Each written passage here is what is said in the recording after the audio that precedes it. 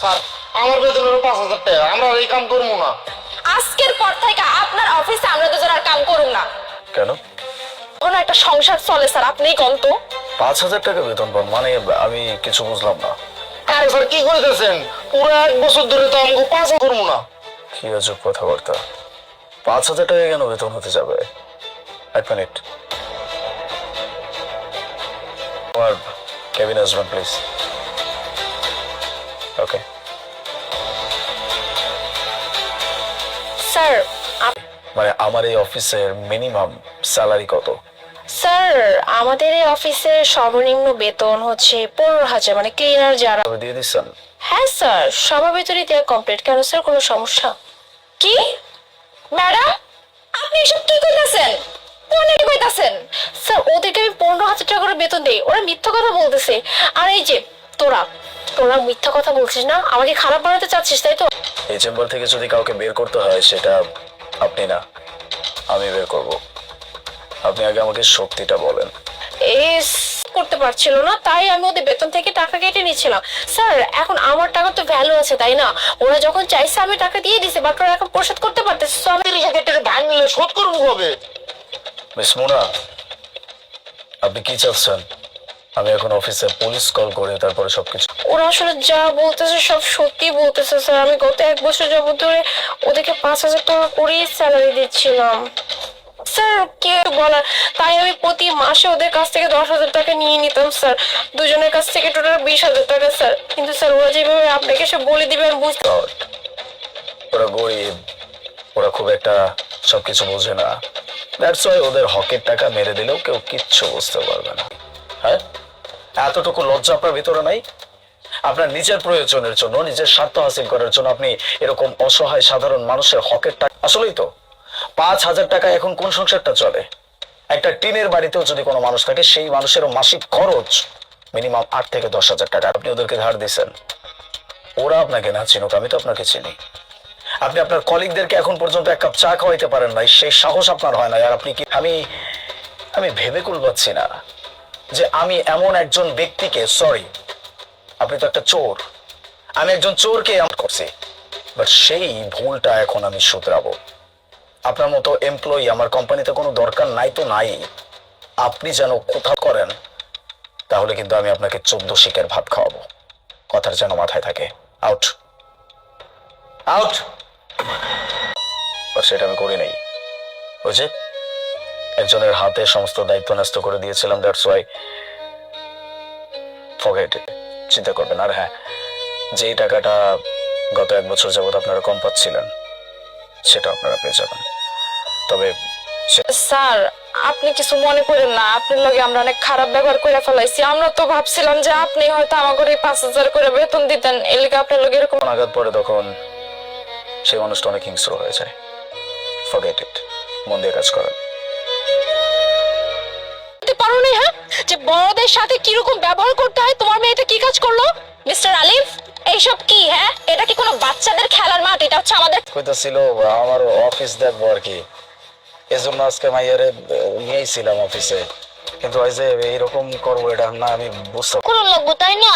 তুমি যদি কাউরে কিছু মুখ খুলে না কও তাহলে তুমি কেমনে বুঝবা যে তোমার কত বেতন? তোমার তো প্রত্যেক মাসে 7,000 টাকা বেতন দেয়, এমন তো কতদিন আমার এই কোম্পানিতে 7,000 টাকা বেতন কেউই পায় না। তাহলে তোমার বাবার স্যালারি 7,000 টাকা কিভাবে হবে বলো তো? আরে ম্যাম, আপনার প্রত্যেক মাসে 7,000 টাকাই বেতন পায়। 7,000 টাকা বেতন দিয়ে আমাকে সংসারে কিচ্ছু হয় না। হোয়াট? মানে আমি না ব্যাপার টাকা। মামুনি, তোমার বাবার বেতন হচ্ছে 15,000 টাকা, তাহলে 7,000 টাকা কেন হবে? আর মিস নদী কি বলছে এসব? আমি তো কিছু বুঝতে পারছি না। অ্যাটলিস্ট বলো, তোমার মেয়েকে বলো যে তোমার বেতন 7,000 না, তোমার বেতন 15,000 টাকা। ম্যাডাম আমি আজকে সবই কম, সব আমার মাইয়া যা কইছে একদম সত্যি কথা কইছে। আমি গত 11 মাস যাবত 7,000 টাকাই বেতন পেয়ে আসতেছে। আর আমার নাকি ট্রেনিং পিরিয়ড চলতেছে, এই সময় আমার বেতন নাকি 7,000 টাকাই। আমি যখন কইছি যে তাইলে আমি বড় ম্যাডামের লগে কথা কমু, ম্যাডাম আমার কাছে আমার চাকরিটা অনেক জরুরি, আমার মাইয়াটার পড়াশোনা, মাইয়ার খাওন দাওন, সংসারের টুকটাক খরচ নাই। তাই আজকে আমার মাইয়া যে সাহস দেখাইছে, এরপরও যদি আমি চুপ করে থাকি তাইলে আমার জীবনের সব কি শুনছি হ্যাঁ? এই পিচ্চি মেয়েটা বারবার বলছিল, তখন না হয় আমি কথাটা খুব একটা গ্রাহ্য করি নাই, বাট এখন আলিফ নিজে এই কথা বলছে 15,000 টাকা, ইভেন আমার এই কোম্পানিতে 7,000 টাকা কেউ বেতনই পায় না। তাহলে আলিফ কি করে 7,000 টাকা প্রতি মাসে বেতন পায়? আপনি কি হাতে হাতে দিয়ে দিয়েছিলাম তো, তাই ম্যাম আমার কাছে কোনো প্রুফ নেই, তাই ওরা মিথ্যা কথা বলার সুযোগ পাচ্ছে। ম্যাম প্লিজ আপনি আমাকে বিশ্বাস করুন, আমি কত বছর ধরে আপনার এখানে জব করছি ম্যাম, আমি আপনার বিশ্বাস মিথ্যা কথা বলতে পারি। মিস নদী, তাহলে এক কাজ করি, হ্যাঁ আমি আমি আমি হ্যাঁ পুলিশ কল করি, পুলিশ আসলে সব ক্লিয়ার হয়ে যায় যে প্রবলেমটা আপনার মধ্যেই, আপনি হচ্ছে এতদিন ধরে এই কারসাজিটা করছেন, তাহলে কিন্তু আপনার অবস্থা যে কি হয় না। না না ম্যাম প্লিজ পুলিশকে কল করবেন না, আসলে ma'am I am really sorry ma'am, আমার দ্বারা একটা ভুল হয়ে গেছে। আমি কি করব ম্যাম, আমি না প্রচুর পারিনি, তাই আমি ওনাদের বেতনের থেকে কিছু টাকা নিয়ে নিয়েছিলাম। Ma'am I am really sorry ma'am, আমার আর কখনো এরকম হবে না ম্যাম, আমাকে ক্ষমা করে দিন। মিস নদী, হ্যাঁ আপনি এই ব্যাপারটা খুব সুন্দর মতো করে হ্যান্ডেল করবেন, কিন্তু না, আপনি তো বিশ্বাসে পুরো ফায়দা নিয়ে নিলেন।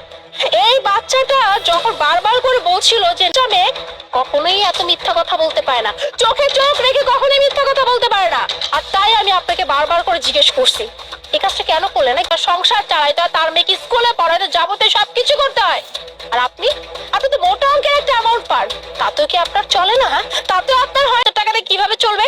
এনাফ, আমি আপনার মতো কালপ্রিটকে আমার কোম্পানিতে রাখতে পারবো না। আর হ্যাঁ, গতকালকেও আপনার বাবার সাথে আমার কটক করে এত বড় একটা কারসাজি করছেন, তাই না? ম্যাম প্লিজ আমাকে একটা লাস্টবারের মতো চান্স দিন, আমি এরকম আর কখনো করবো না। আর কখনো কিভাবে হবে, আর কোম্পানিতে রাখবো না। আমি আপনাকে এই মুহূর্তে এখান থেকে ফায়ার করলাম, আর হ্যাঁ যাবেন তো যাবেন, এই মানুষটা থেকে বিগত মাসগুলোতে যত টাকা মেরেছেন প্রত্যেক বেড়া আউট।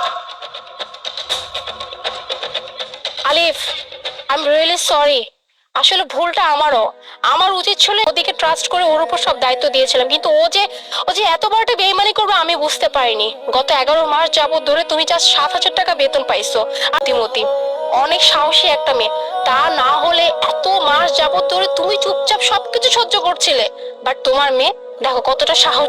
তোমাকে এসব নিয়ে একদমই ভাবতে হবে না, তোমার এখন পড়াশোনা করার বয়স, তুমি পড়াশোনা মন দিবে কেমন? আলিফ তুমি এক কাজ করো, তোমার মেয়েকে নিয়ে তুমি এখন বাসায় ভালো একজন মানুষ, আপনার মতো মালিক পাইলে আমাকে মতো কর্মচারীকে কখনো কোনো কষ্ট থাকবো না। ঠিক কথা বলছেন ম্যাডাম, করা লাগে আমি সব করবো। আসসালামু আলাইকুম। ওয়ালাইকুম সালাম।